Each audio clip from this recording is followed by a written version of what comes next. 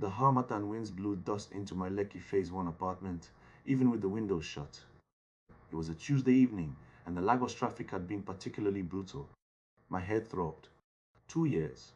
2 years since my father passed. 2 years since I met Amaka, trying to navigate this new, empty world. We were on and off, mostly because my grief made me a difficult man. I knew it. She knew it. But we kept trying. My phone buzzed. A message from Kemi, a colleague's wife. Tunde, Abeg, is your Amaka following me on Insta? What is going on? My blood ran cold. Before I could process it, another message flashed. This time from Amaka. Baby, I think I accidentally followed someone. Is Kemi your friend? I just unfollowed her. Accidental? My mind screamed lies. My father's passing had left me with a raw, gaping wound. Trust was a foreign concept. Every small thing felt like a betrayal. I messaged Amaka back, my fingers trembling. Accidental qué? So you just decided to snoop around my friends? What are you trying to find? My words were sharp, fueled by a paranoia I did not fully understand.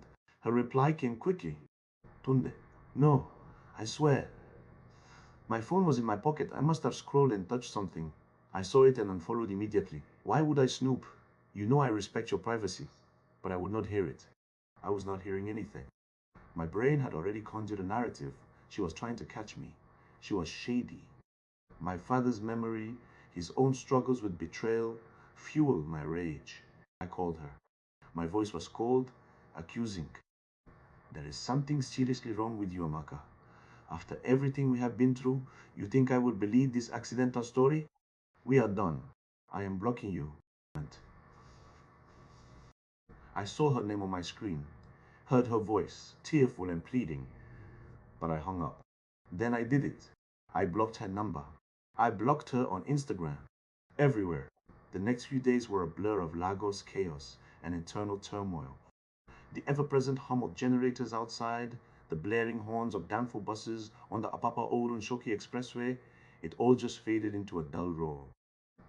I drove to work at Victoria Island, staring out at the familiar faces, feeling utterly alone. My apartment, once filled with her laughter and easy presence, now felt like a tomb. My friend, Segun, came over that Saturday. We were supposed to watch a Premier League match, but I just recounted the whole incident, twisting it to paint Amaka as the villain. Segun listened, sipping his Chapman. Tunde, you sure say no? Be say you they overthink? Accidental follow, if they happen no.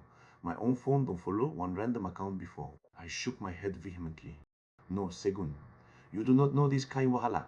She knows I have been through a lot. She knows my trust issues. This was deliberate. She was trying to dig up gist. My grief had built a fortress around my heart, making me blind to anything but suspicion. I saw Amaka's tears, her pleas, as further proof of her deception, not her innocence. Days bled into weeks. The silence from Amaka was deafening, amplified by my own self-imposed exile. I tried to convince myself it was for the best, that I was protecting myself. But every meal I ate alone, every empty chair beside me, screamed of her absence. I would catch myself reaching for my phone to tell her something funny I saw.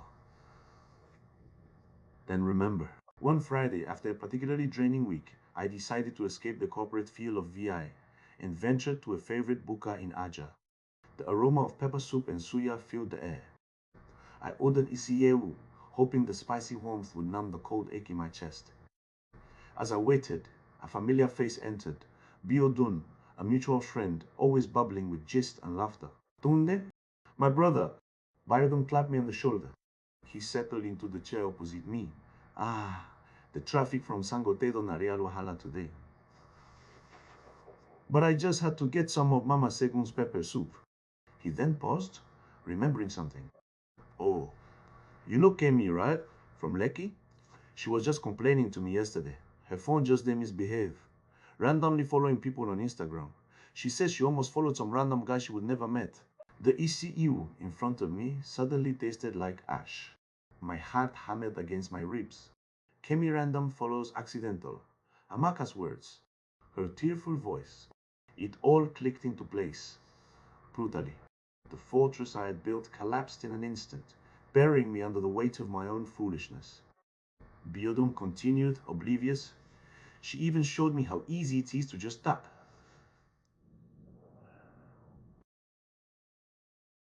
Modern phones, Omo. I barely finished my meal. I mumbled a goodbye to Biodun, my mind racing. The drive back to Lekki was a torment. Every honk, every street hawker's cry felt like an accusation. I had let my unresolved grief, my father's ghost, destroy the one good thing in my life. Amaka, who had stayed through my darkest days. I had pushed her away with my baseless accusations. I reached for my phone, my fingers fumbling. I unblocked her number. I tried calling, straight to voicemail. I tried her social media. Blocked. She had done it. She had returned my own actions to me. The irony was a punch to the gut. I deserved it, but it did not make the pain any less. My apartment felt colder than ever. I was truly alone now. I spent hours typing. An email. A long, painful, honest email. I poured out everything: my grief, my fear, my insecurity, how my father's death had shattered my ability to trust. I did not make excuses, only explanations. I apologized, not for a mistake, but for my cruelty, for allowing my pain to blind me, for pushing away the only person who truly understood. I sent it. And then I did not know if she would ever read it or if she would ever forgive me. But for the first time in 2 years, I faced the truth of my own brokenness. It was not about a marker, it was about me. My journey of healing had just truly begun. And I hoped, with all my heart, it was not too late to find my way back to her.